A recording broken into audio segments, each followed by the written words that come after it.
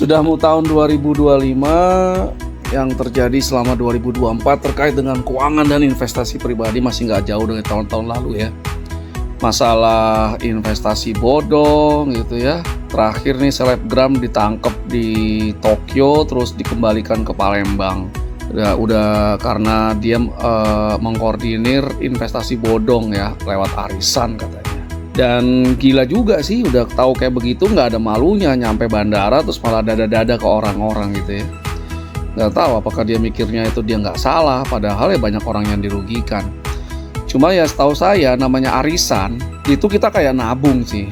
Arisan itu akan menguntungkan kalau misalnya katakanlah ada 12 orang, jadi akan ditarik setiap bulan 1 orang selama setahun gitu ya. Kalau kita dapat yang pertama kali, baru kocokan yang pertama kita dapat, itu bagus banget karena kita langsung dapat duit sebanyak ya 12 bulan yang akan kita bayar setiap bulannya gitu ya. Jadi kita kayak dapat duluan di awal gitu. Yang paling agak rugi ya yang dapat terakhir, tapi yang dapat terakhir mungkin itu jadi tabungan bagi dia.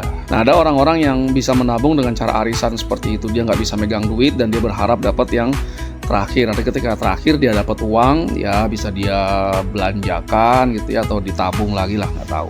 Jadi sebetulnya arisan bukan memperoleh keuntungan. Dari mana keuntungannya? Bukan itu arisan. Keuntungan diperoleh dari investasi. Investasi itu yang jelas. Nah, apakah yang ikut investasi bodong atau arisan tadi itu hanya orang-orang yang nggak ngerti tentang investasi atau keuangan? Nggak juga. Kadang-kadang orang yang paham keuangan, paham investasi juga banyak yang terjerumus ke hal-hal seperti itu. Ya, terjerumus ke hal-hal seperti itu. Jadi lebih ke arah penggunaan akal sehat dan jangan terlalu greedy lah istilahnya. Seperti ini yang selalu saya jelaskan. Katakanlah kita menaruh uang di salah satu bank BUMN di Indonesia ya. Mungkin mereka menawarkan ya tingkat bunga atau tingkat bunga yang 6% per tahun. Anda taruh di deposito ya. Bunga deposito itu kena pajak 20%. Jadi kalau pajak final ya, kalau Anda 6% dapat setahun, berarti dapatnya 6% kali 1 minus tarif pajak, 1 minus 20% pajaknya. Jadi Anda dapat 4,8% setahun. Ya, kalau dibagi 12 berarti Anda dapatnya 0,4% sebulannya.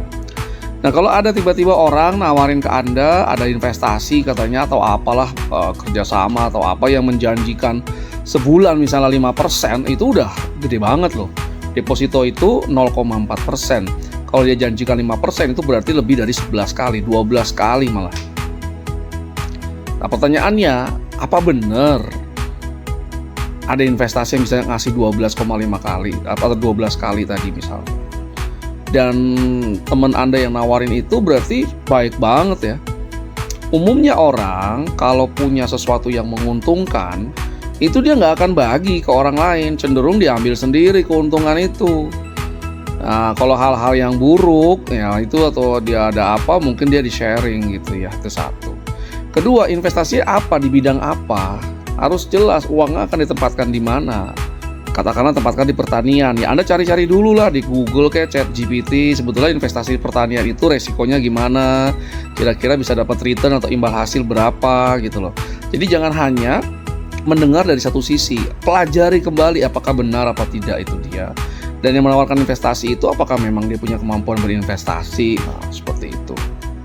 Jadi jangan kebawa nafsu, rakus, langsung berpikir, untungnya gede, uang saya kan jadi gini segala macam, sehingga mengaburkan akal sehat Anda dan nantinya akan menyesal di kemudian hari. Memang penyesalan selalu terjadi di akhir ya. Kalau terjadi di awal itu namanya pendaftaran. Jadi tetap gunakan akal sehat, jangan terlalu nafsu, jangan keburu nafsu, tetaplah berinvestasi secara hati-hati dan bijak.